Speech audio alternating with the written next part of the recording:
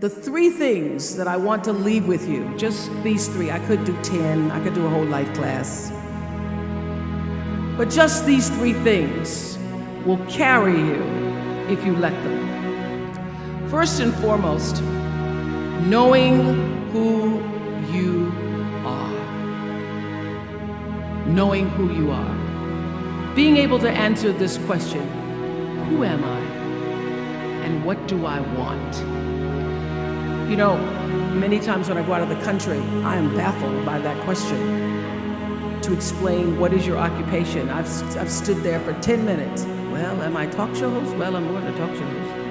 Am I a businesswoman? I'm a businesswoman. I'm more than a businesswoman. Am I an entrepreneur? I'm more than an entrepreneur. So I just leave it blank or self-employed. So I'm not asking for the roles that you play as daughters. I'm not asking that question. What are the roles that you play as a daughter, as a friend, as a sister? You're going to be a lawyer, you're going to teach, you're going to be a pharmacist. I'm asking the bigger question of who am I? Who am I really? My answer is I am God's child. I am that which is born of all that is. I am, as Pierre de Chardin said, a spiritual being having a human experience. Come trailing the breath of the ancestors yet, but trailing the breath of the angels. And understanding that because I am connected to the source of all that is possible for me. That's who I am. And what do I want? I don't want to just be successful in the world. I don't want to just make a mark or have a legacy. The answer to that question for me is I want to fulfill the highest, truest expression of myself as a human being. I want to fulfill the promise that the Creator dreamed when He dreamed the cells that made up me. What do I want? You must have some kind of vision for your life. Even if you don't know the plan, you have to have a direction in which you choose to go. I never was the kind of woman who liked to get in a car and just go for a ride. I had a boyfriend who would say, let's just go for a ride. I want to know, where are we going? Do we have a destination? Is there a plan? Or are we just riding?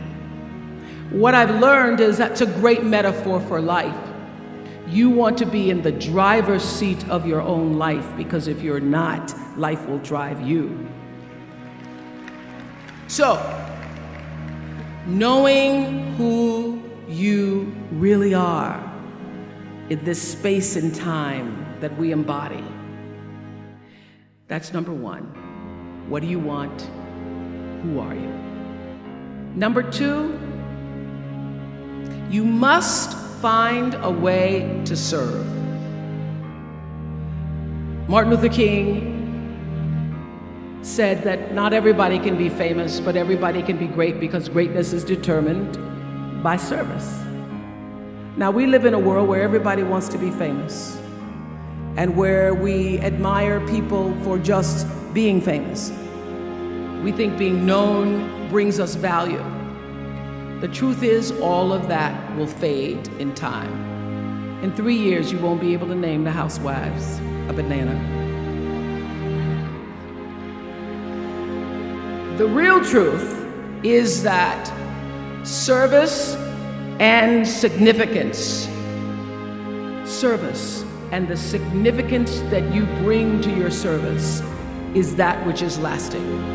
So to be able to, whatever your occupation or job or talent or gift is, our honorees today getting doctorate degrees, to apparently opposite fields, HIV and AIDS and the spoken word. But what they have in common is service. Using the spoken word in service to community in the world. Using your knowledge and information about HIV and AIDS and medicine in service to the world. And if you look at all the most successful people in the world, whether they know it or not, they have that paradigm of service. Everybody's talking about Mark Zuckerberg and IPO. Service. Jay-Z rapping. Service. Through the word, to people, through song. For many years, I was really just happy to be on TV, and people would stop and say, "Oh, you on TV?" Yeah, I'm on TV. I like being on TV. It's a nice job. And it was about the time that I received my honorary doctorate from Spelman around 1993, so I don't know if that had something to do with it. I thought of myself as Dr. Winfrey. That I went back and I took a long look at what it was I was doing on TV and made a decision that I was no longer going to just be on TV, but I was going to use TV as a platform, as a force for good, and not be used by TV. And I will tell you, my decision to make that significant change in the way I operated on television, using television as a service, changed my career exponentially. Service through medicine, service through art, using whatever it is you produce, your product, as a way of giving back to the world. When you shift the paradigm of whatever it is you choose to do to service, and you bring significance to that, success will, I promise you, follow you. Service and significance equals success. That's number 2. Number 3, it's so simple, but so hard to do. Always do the right thing. Always.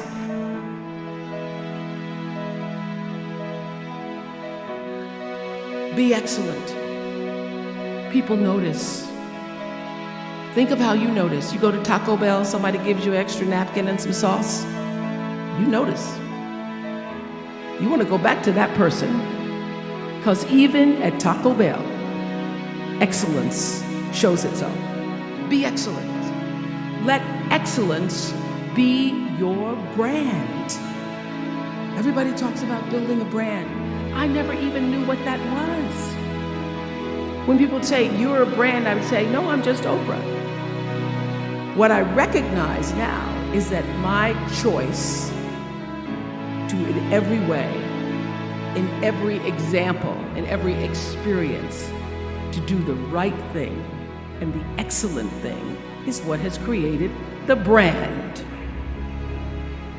Years ago, I did an ad for Revlon for an ad they were doing called Unforgettable Women. And what I know is that when you are excellent, you become unforgettable. People remember you. You stand out. Regardless of what it is, you become an unforgettable woman. And that is what we all want. We want to be unforgettable and not forgettable. So doing the right thing, even when nobody knows you're doing the right thing, will always bring the right thing to you. I promise you that. Why? Because the third law of motion is always at work. For every action, there's an equal and opposite reaction. That is so true in all of our lives.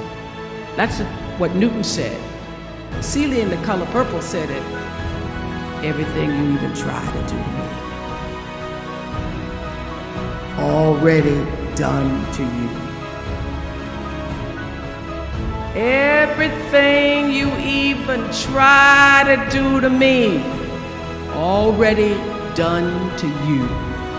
So you don't have to worry about revenge or getting back at somebody, making sure they pay You just have to do the right thing, and the right thing will follow you even when people don't support it.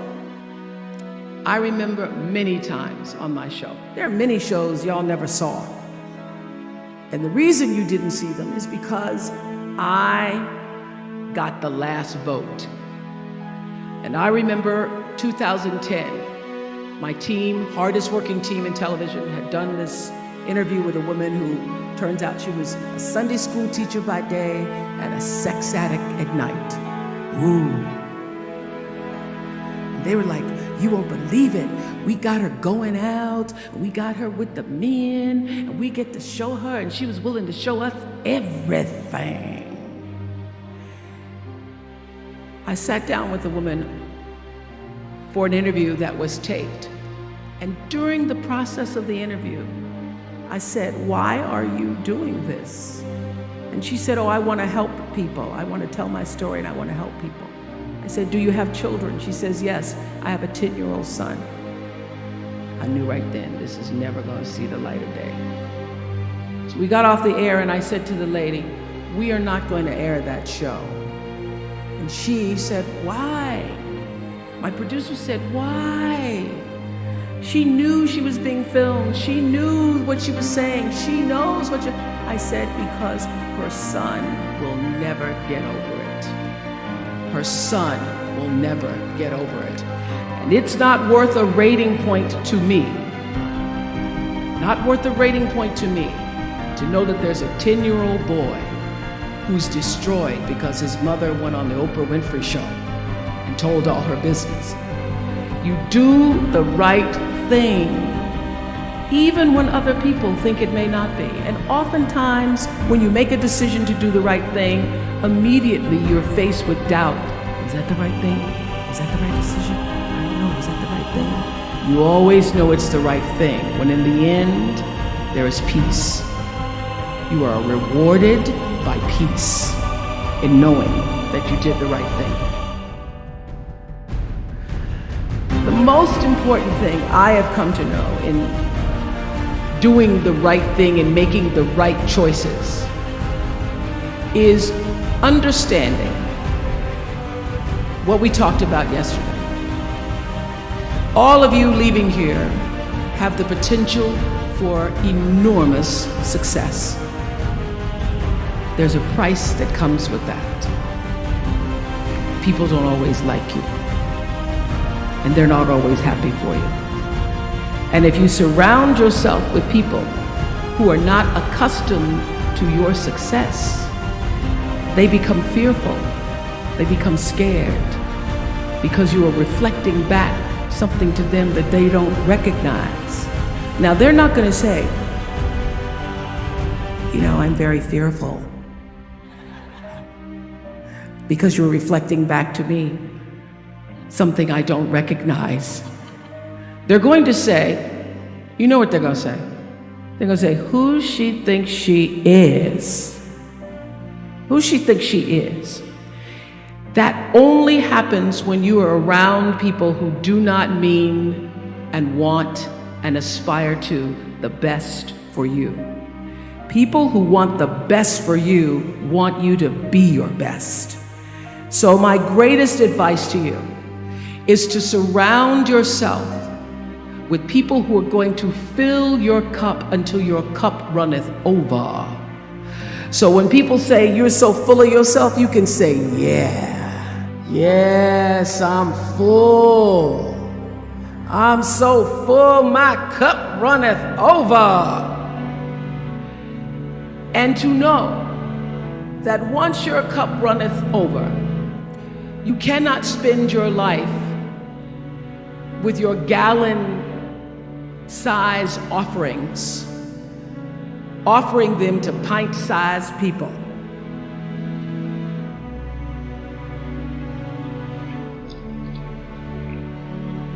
You have got to surround yourself with gallon-sized people who can hang in the same company with you, so that you're not offering your gallons to those little pints out there who can't hold it anyway. Choice to Change the World. I love that song. I love hearing you all sing that song. And what I know for sure is that the biggest choices begin and end with you, your internal big questions. Who do I want to be in the world? My relationship to source energy, to all that is God. I'm not talking about what you believe in God. I'm talking about your experience of that which is all life, which is divine and universal. I'm talking about the big deal. Being connected and aligned with that. When you are tuned in and charged into that, whenever you feel empty, you go inside yourself and you connect to the source, and you know that all things are possible. To know that, and to choose to do the right thing in service and significance, I promise you, you will create a vessel of service for yourself first, because you have to honor yourself first. You have to give to yourself first, otherwise you have nothing to give away. You will create a vessel for yourself, for your family, your community, and the world. And those three things will not only lead you to a blessed life. I stand as a witness. My life is so blessed, I can't even take it in sometimes. It will lead you not just to a gifted life and a rewarding life that fills you up, but a sweet life. That's what you want. You want the sweetness. You want it to be so sweet, so that even when the storms come, and they will, you'll know this too shall pass. This too shall pass. The storm is passing over, and you shall not be moved, because you know who you are. When you can do that, grace will follow you. Grace and glory. And when they see you coming, it ought to make them proud. They say it's the click of your heels. It's the bend of your hand. It's the palm of your hand. It's the need for your care. Because you a woman. You a Spelman woman.